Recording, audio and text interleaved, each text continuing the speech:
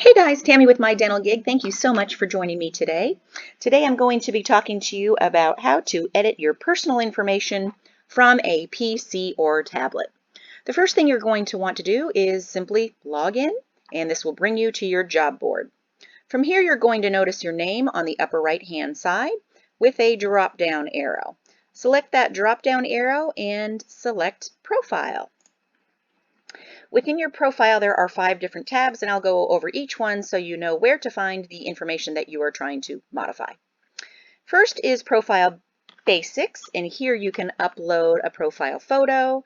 This is going to be where your phone number and your address are located, and you do want to make sure that this stuff is all accurate and most current, because at the end of the year, come tax time, this is where your 1099s and W-2s will be sent. So make sure this information is always up to date. Your professional information is basically the position that you're seeking, your skill sets, and the software that you're familiar with. This can change from time to time. For instance, if you're a DA1 and you have just completed your DA2 certifications, you can now select DA2 to add that, which will enable you to see multiple jobs, both for DA1 and DA2. Please keep in mind, though, if you do add another professional position, we will need to re-credential you to make sure that you are qualified for that particular position. You may have picked up some additional skills along the way, and you may have become familiar with some new software. So feel free to check in every now and again and just make sure that all of this information is updated, because it just is a better selling feature for you when employers are comparing your application to others. Your document upload is for the most part going to be completed once you register, because it is mandatory to finish these uploads in order for us to credential you. However, there is an optional resume form on here, and you can always attach that. It does show as completed over here.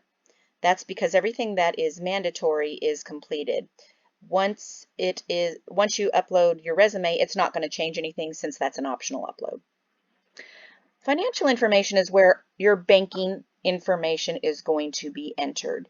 This is very important, and this is how you will get paid.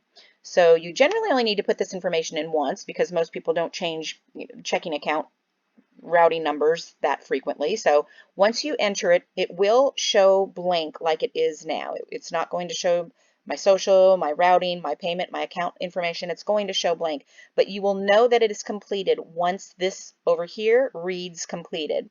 So don't panic if you don't see it. Know that it is complete and it has satisfied our needs once this has changed over to completed. It's going to work the same way with W-2. To complete your W-2, simply hit that, and once you've completed it, it will show completed. These last two bullets are only needed to be done one time, and they will be saved in there in a secure location. So if there's any other questions that you have regarding uploads, you know how to reach me. But thanks for joining us today for this video, and I'll see you at the next